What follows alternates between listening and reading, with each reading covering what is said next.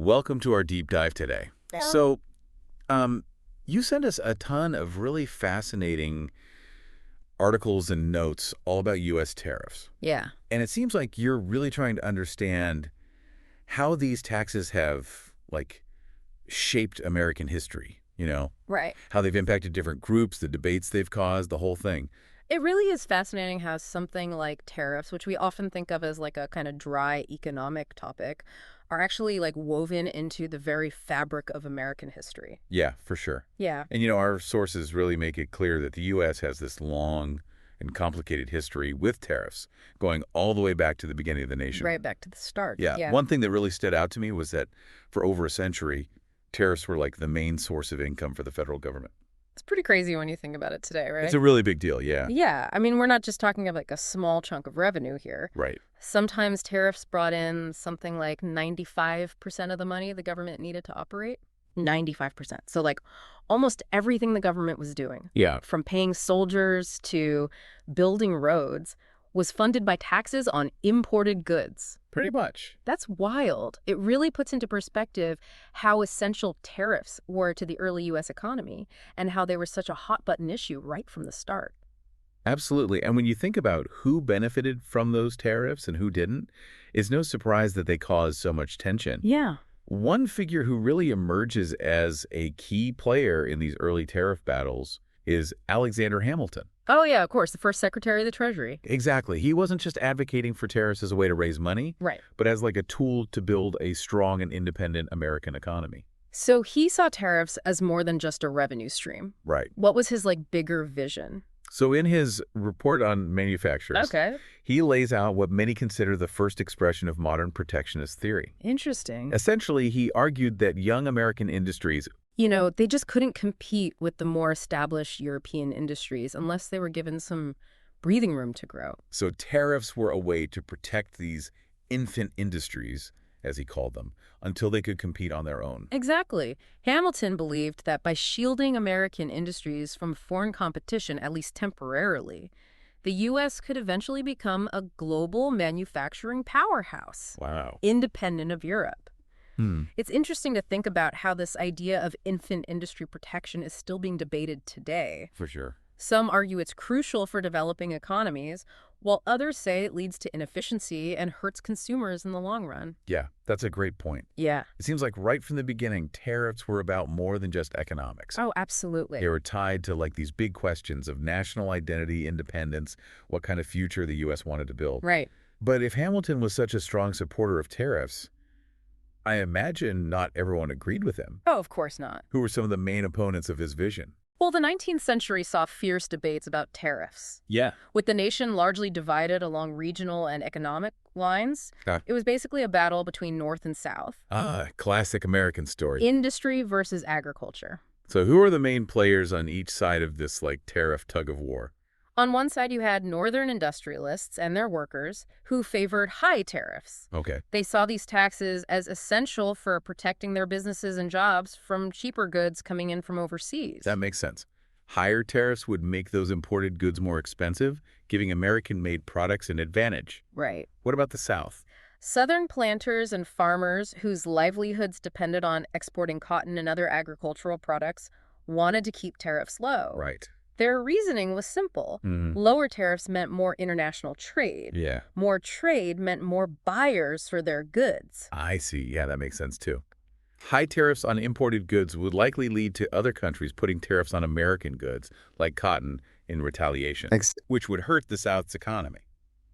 So is this just a polite disagreement, or did these tariff battles ever get really heated? Oh, they definitely got heated. In fact, one particular tariff nearly tore the nation apart. Really? Yeah. Wow, a tariff that nearly tore the nation apart. Yeah. That's kind of hard to imagine. It seems like tariffs were also really intertwined with the whole issue of slavery and states' rights, which ultimately led to the Civil War. Yeah, you're spot on connecting those dots. The Tariff of 1828, which is often called the Tariff of Abominations, is like a perfect example. Okay. This tariff, which significantly raised taxes on imported manufactured goods, sparked total outrage in the South. I see. Southern leaders argued that it unfairly benefited Northern industries at the expense of the Southern economy, which was heavily reliant on exports. Yeah, that makes sense. So this tariff really became a symbol of the growing economic and political divisions between the North and the South. Yeah, absolutely. Did it actually, contribute to the outbreak of the Civil War? Well, while it wasn't the only cause, the Tariff of Abominations definitely made things worse. It, intensified the debate over federal power versus states' rights, which was a key issue that ultimately led to the South's secession. It's a crazy reminder of how economic policies like tariffs can have massive political and social consequences. Yeah, that's a really good point. It's Yeah. fascinating how a tax on imported goods could have such a huge ripple effect. So how did the Civil War itself impact tariff policy? Well, the Civil War really shifted the landscape. With the South's secession, the Republican Party, which generally favored protectionist policies, gained firm control of the federal government. Okay. And tariffs were then seen as a crucial tool for funding the war effort and promoting northern industries. So the war essentially solidified the Republican Party's commitment to protectionism. Exactly. Mhm. After the war, high tariffs remained in place, partly due to the ongoing need for revenue and partly to continue supporting those northern industries. Mm. This further fueled resentment in the South, which felt increasingly marginalized in the new economic order. It seems like the tariff issue became even more entangled with the legacy of the Civil War and the balance of power between the North and South. Yeah, it did. How did this dynamic play out in the decades after the war? Well, the debate over tariffs just raged on, largely reflecting those ongoing tensions between different regions and economic interests. The Republican Party, generally representing northern industrial interests, consistently pushed for high tariffs to protect American businesses and workers from foreign competition. And I imagine the Democratic Party, which had more support in the South, advocated for lower tariffs. Exactly. Democrats generally argued that high tariffs only benefited a select few, the wealthy industrialists, while hurting consumers who had to pay higher prices for goods.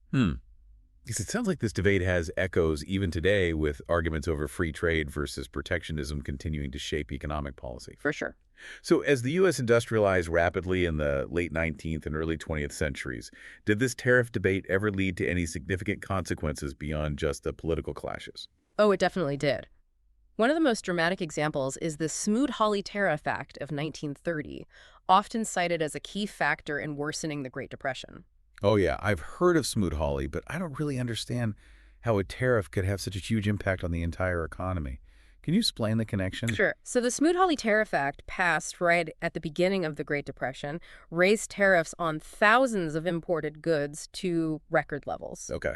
The intention was to protect American businesses and farmers from foreign competition during the economic downturn. So it sounds like a well-intentioned but ultimately misguided policy. Yeah, unfortunately, instead of helping the American economy, Smoot-Hawley really backfired. How so? Other countries retaliated with their own tariffs, creating a global trade war. Oh, wow. This tit-for-tat escalation of tariffs had a devastating impact on international trade, basically choking off the flow of goods and services across borders. So it wasn't just the higher prices for consumers, it was the whole disruption of global trade that caused the problem. Exactly. Smoot-Hawley created this vicious cycle. As countries put up trade barriers, global demand plummeted, further deepening the economic crisis. It's a stark example of how protectionist policies, while seemingly protecting domestic industries in the short term, can ultimately lead to economic disaster. It sounds like a cautionary tale about the unintended consequences of economic policy decisions.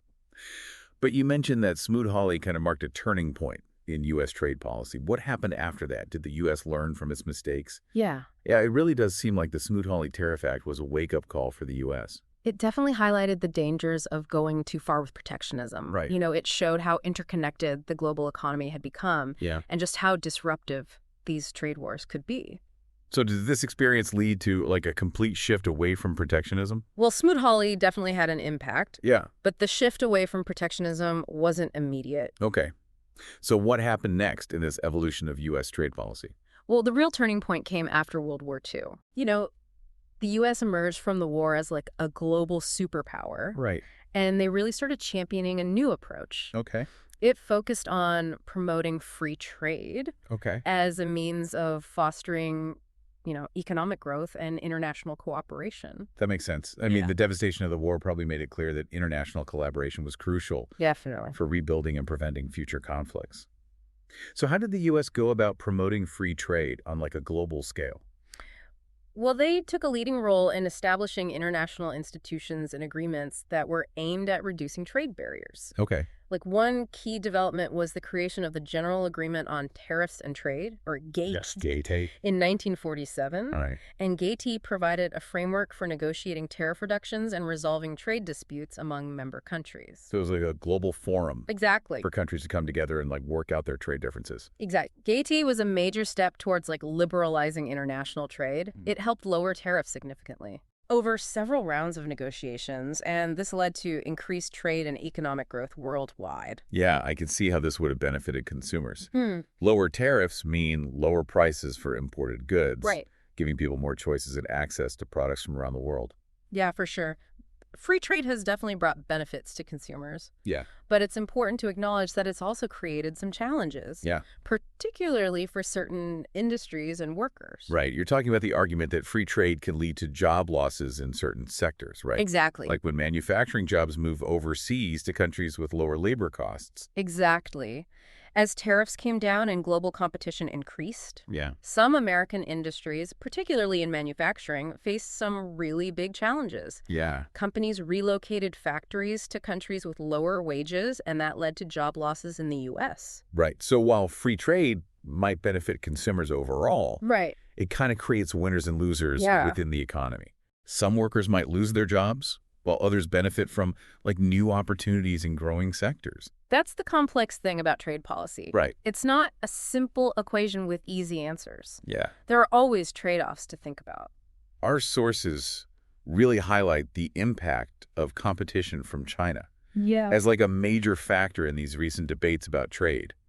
Why has China become such a focal point? Well, China's rapid economic growth and its entry into the World Trade Organization back in 2001 have really changed the global trade landscape. Yeah. China's become a huge exporter of manufactured goods, often at lower prices than U.S. producers can compete with. And this has led to concerns about the U.S. trade deficit with China and the impact on American jobs, right? Exactly. Studies suggest that competition from Chinese imports has contributed to job losses in the U.S. manufacturing sector. Oh. And this has fueled a resurgence of protectionist sentiment. Wow. Even among some who previously supported free trade. So it seems like this whole debate over tariffs and trade is far from settled. Oh, yeah, for sure. What are the main arguments being made today on both sides of this issue? Well, on one side, you have those who argue that free trade has just gone too far. They think it's undermined American manufacturing, led to a decline in living standards for many workers, and they really advocate for more aggressive use of tariffs to protect domestic industries and jobs. What about the other side? Well, those who support free trade maintain that it's still the best engine for economic growth and prosperity. They argue that tariffs ultimately just harm consumers by raising prices and limiting choices. And they also warn that protectionist policies risk triggering retaliation from other countries, leading to trade wars and global economic instability. It's a classic economic dilemma, isn't it? It is. Balancing the potential benefits of free trade with the need to protect domestic industries and workers. It seems like there's no easy solution. And the right approach might depend on a variety of factors, like the specific industries involved, the overall health of the economy, the potential for retaliation from trading partners. You've got it. There's no one-size-fits-all answer when it comes to trade policy. It really requires careful consideration of all the costs and benefits, as well as the potential impact on different groups within society. Looking back at the history of U.S. tariffs, it's clear that they've played a multifaceted role in shaping the nation's economic and political landscape. They've served as a crucial source of revenue, a tool for protecting domestic industries, and a catalyst for intense debates and even conflicts. As our deep dive comes to a close, what are some key takeaways for our listener to ponder as they kind of continue exploring this complex topic? Well, I think it's important to remember that tariffs aren't just some abstract economic tools. They have real-world consequences for businesses, workers, and consumers. And the decisions made about trade policy can impact people's livelihoods, the cost of goods, the overall health of the economy. It's a good reminder that economic policy isn't just about numbers and theories. It's about people's lives. Exactly. As you learn more about tariffs and trade, I encourage you to consider the human impact of these policies. Think about how different approaches might benefit or harm various groups within society. Okay. And don't be afraid to ask tough questions about the trade-offs involved in any economic decision. That's great advice. This deep dive has been a fascinating journey through the history of U.S. tariffs. We've seen how these taxes have shaped the nation's economy, sparked political debates, and even contributed to major historical events. As we wrap up, I hope our listener feels empowered to keep exploring this complex and ever-evolving topic with a newfound understanding of its significance. I agree. The history of tariffs offers valuable lessons about the interconnectedness of the global economy, the challenges of balancing those competing interests, and the importance of thoughtful and informed policymaking. Well said. I hope this deep dive has given you a solid foundation for further exploration and some critical thinking about the rule of trade in our world.